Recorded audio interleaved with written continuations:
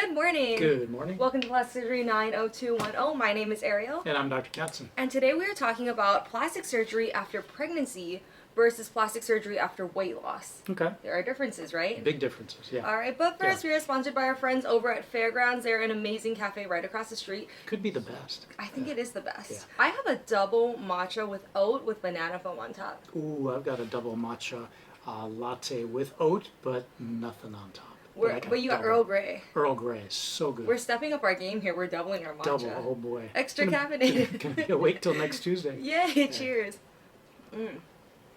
So good. And this color is amazing. Thanks, Fairgrounds. Thank you, Fairgrounds. All right, so let's talk about the key differences. So can you talk to us about the key differences in the bodies that come in after pregnancy versus after weight loss? Sure. So typically with pregnancy, you got to imagine the abdomen gets bigger because you have one or two or maybe even more babies in there, and the stomach is expanded.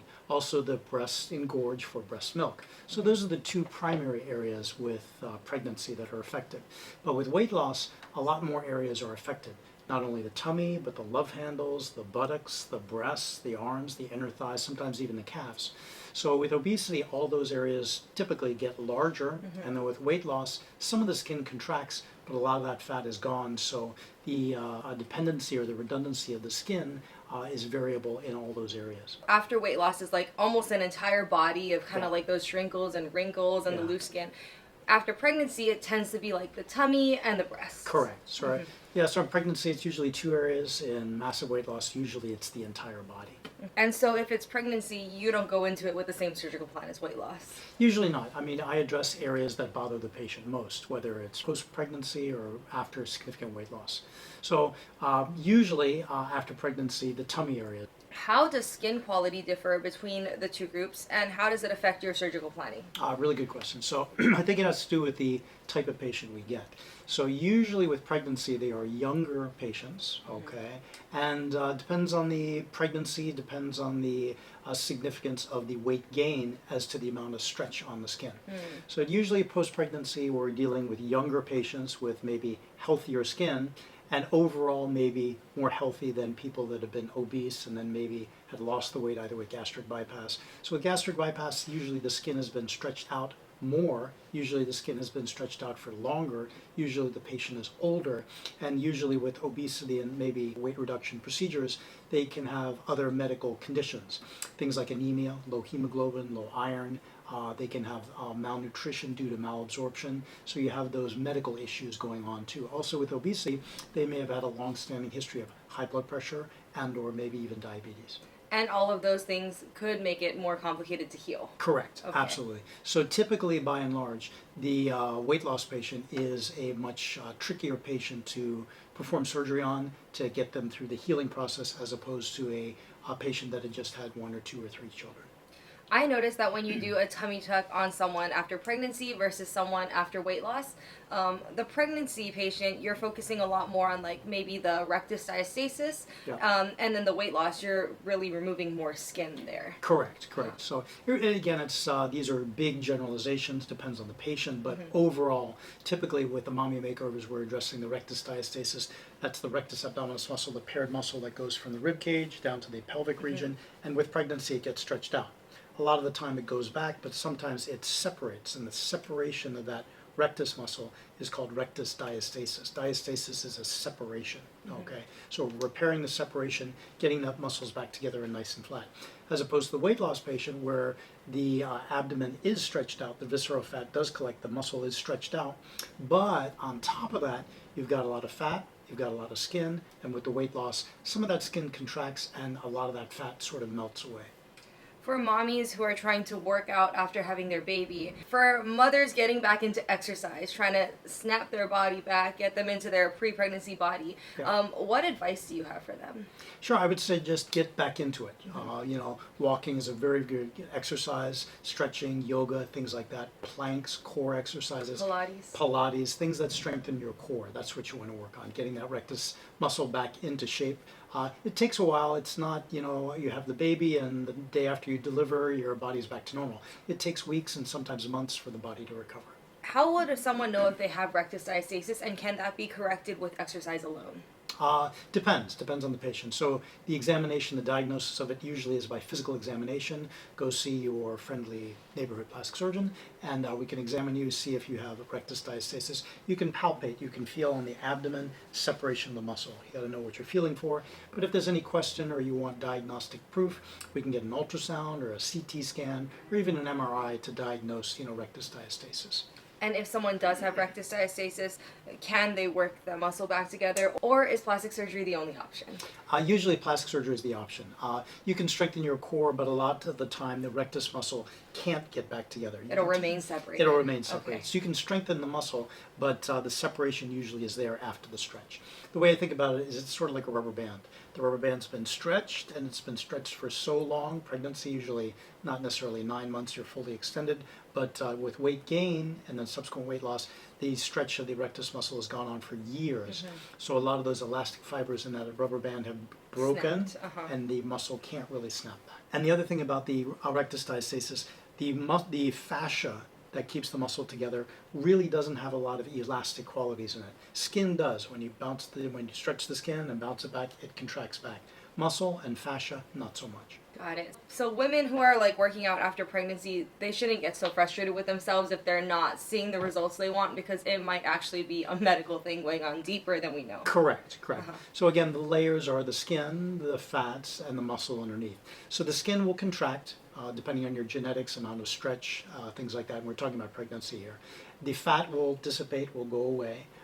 Just watch what you eat, make sure you're exercising every day, and then the muscle tone you can work on with planks, core, Pilates, things like that. Okay. What are the top misconceptions patients have about post-pregnancy and post-weight loss surgery? Very good question. So a lot of patients will think, just by delivering baby, my body's going to snap back to the way I used to look when I was 20 years old. And a lot of weight loss patients, just if I lose the weight, all my problems will be solved. Okay. With weight loss, a lot of the body parts are affected, so it may require several surgeries to get those body parts back to looking more normal. Yeah, so just losing the weight can leave you with other issues that you didn't expect, like that sagging skin. What about a misconception post-pregnancy with the breast? Because a lot of patients do think that, after breastfeeding, maybe their breast will just kind of snap back and be where they used to be. So that really depends on the patient, their genetics, their engorgement, the size of the breasts become during breastfeeding, how long they breastfeed for, stretch marks, genetics, age of the patient, all those go together. So basically I endorse, I think breastfeeding is very important for the nutrition of the child. And then once you finish breastfeeding, let the breast heal for at least maybe about 6 months, and then reassess the breast. So you may need several things. You may need a breast lift, and there are a variety of different types of breast lifts that we do.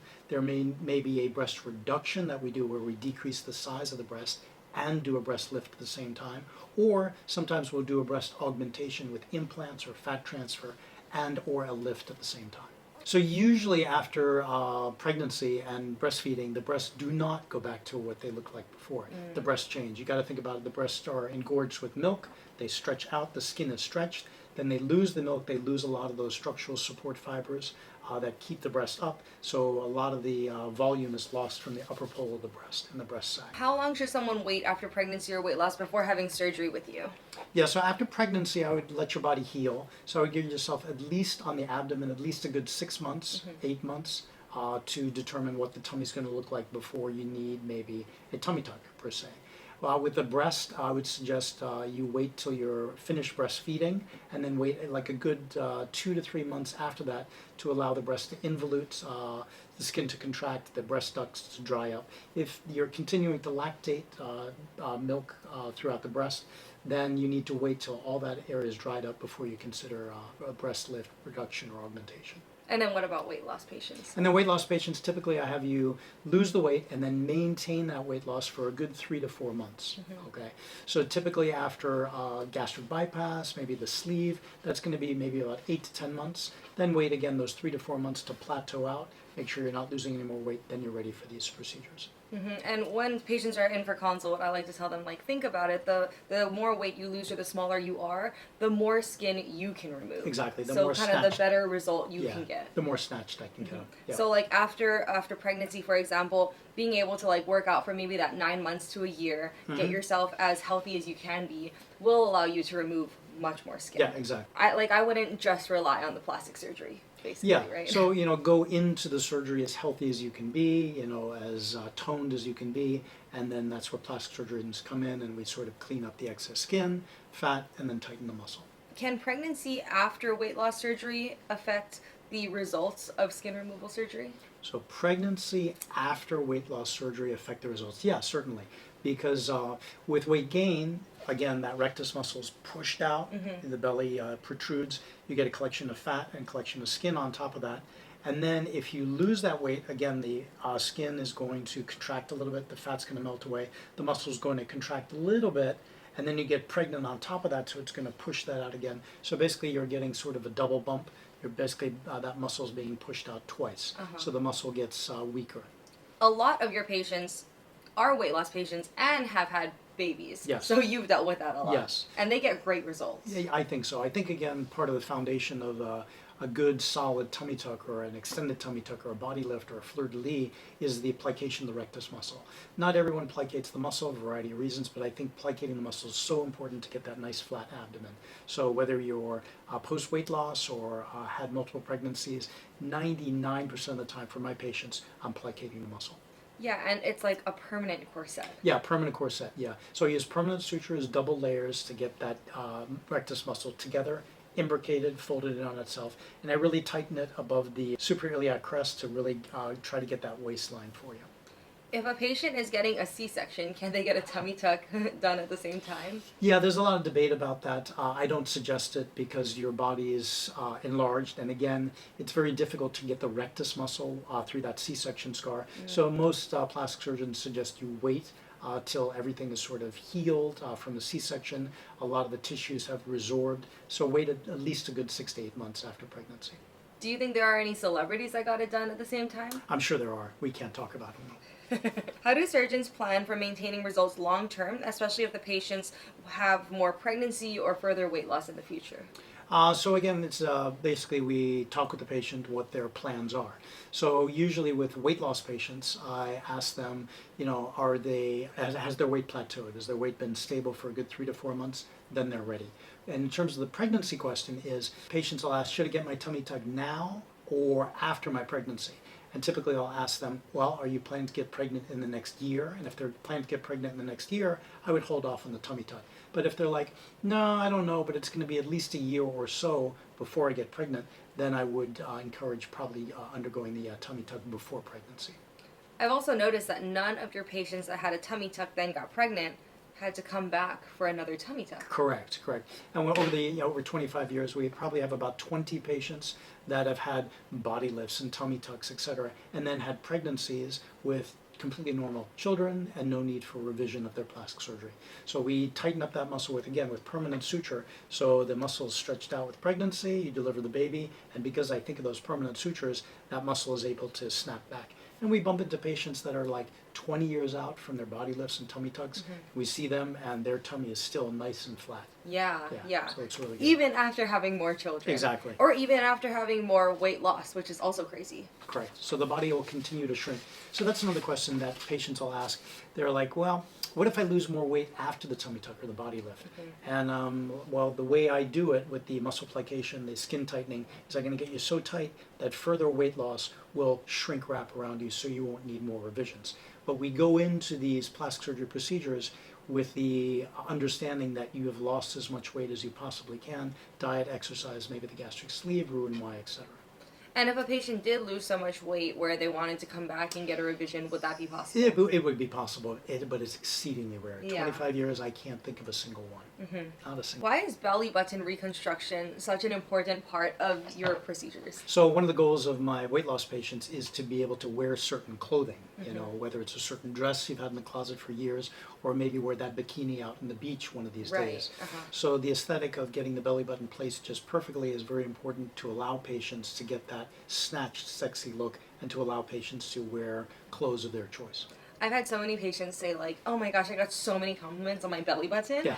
And I'm Yeah. like, it's so funny because before working here, I would have never heard anyone say that. Right, right. So you've got an incision that goes, 36, 40, 45 inches all the way around their abdomen, and that's always covered up, usually with clothing, and the public gets to see the belly button, which is maybe about, I don't know, maybe about 2 inches all the way around of the incision line, and that's what they're happy and complimenting about. I know. I know. I got a little jealous. I was like realizing no one's ever complimented my belly button before. I told her that, and she's like, "Yeah, I get compliments all the time." And I was like, "I love that for you. Yeah, so That's so cool." So it's good. Last question is, what's one thing you wish every patient knew before deciding between a mommy makeover and post weight loss transformations? Yeah, so I think it's very important to have realistic expectations. I think it's very important for you to realize, okay, just if I have a tummy tuck or an extended tummy tuck or a body lift or a breast lift procedure, it's not going to solve all my problems. I'm not going to look like I'm 20 years old again. My body's not going to be completely snatched back. It's going to look different. It's going to look much better, but it's not going to look like you were, when you were in your 20s. Realistic expectations is important for everyone because, like, why would you want to set yourself up for something unrealistic and to be disappointed, And I think a lot of the issue that we see is, like, people coming in with inspo photos from Instagram that were heavily photoshopped or heavily edited. Correct. And it's like, well, that's not a realistic expectation for anyone, even the people posting the photos. Correct. So I think it's very important for you to have realistic expectations, do your research, look at YouTube videos, look at as many before and after pictures as you can find on your plastic surgeon's before and after gallery of the procedure you're selecting. Look for patients that are similar to you. You don't want to compare your tummy tuck if you've lost, say, 200, 250 pounds to somebody that had lost like 5 pounds. It's unrealistic. Right. Or if the patient is in their 20s and you're maybe in your mid-50s. Not a good comparison. You want to look for pictures that are similar to your body shape, age, height, weight, history, and everything like that, to be able to compare the post-op results to get an idea of what you could possibly look like. And I like patients to be aware of the fact that they are trading skin for scars. Yeah. Sometimes our weight loss patients will come in and be like, but I don't want a scar. Yeah. Well, that's unrealistic. Correct. Because there's nothing you can do without a scar that would solve your excess skin issue. Correct. Yeah. So again, I would go with what your plastic surgeon suggests to get the best results. Some patients will come in and they're like, oh, I can't do the longer incision for the arm. I got to do the smaller crescent incision in the armpit. I'm like, well, you got to understand you're not going to get as good a result without doing the longer scar. So we try to convince the patient to do the best procedure, and that usually requires a longer scar. But what is nice is that plastic surgery is so customizable, and like you can really personalize it to each person, tailor it. Correct, tailor it. Yeah, exactly. So if it isn't cookie cutter surgery. Right, Yeah. like we have a patient who her non-negotiable was that she didn't want that long brachioplasty scar because she wants to wear t-shirts. Yeah. So we talked about maybe going halfway down since most of her excess skin was down here upper. anyway. Correct. So it's like not what you wanted to do because it's not the most optimal result, Correct. but it's the compromise that you're willing to make for her to get results that she's happy with. Correct. It's a balance. We want to get you the best results, but sometimes you have limitations in terms of the scar and the appearance and what clothing you want to wear after the surgery. So it's a compromise. You're very good at like tailoring it for each patient. Thank you. Yeah. Okay, so if you guys have any questions about plastic surgery after pregnancy or weight loss, please give us a call. Yep, 310-859-7770. You could leave us a comment down below, or you could DM us on Instagram at Dr. Katzen MD, and we can offer you a special consultation. A special consultation? What does that even mean? Okay. A discount, I don't know. Yeah. Free. Give us a call to find out what our specials are, and we can actually offer you a free consultation if you mention this podcast specifically on plastic surgery after weight loss or after pregnancy. Alrighty. All right. Anything else? No. Okay. All right. So thank you again for watching, and we'll see you next week. Cheers. Cheers. See you next week. Happy Tuesday. Happy Tuesday. Holy So, when we do the podcast, can you send me the script? You know how YouTube does a script for yeah. Once I post it to YouTube, I could get the transcription. Yeah. So once you post that, send me the transcription, and then I can run it through the blog AIs thing. to make a blog. Cool. Yeah. Okay, good. Good. Good. And then, yeah, in 15 minutes we have Luke. So if you have to use the bathroom. All right, so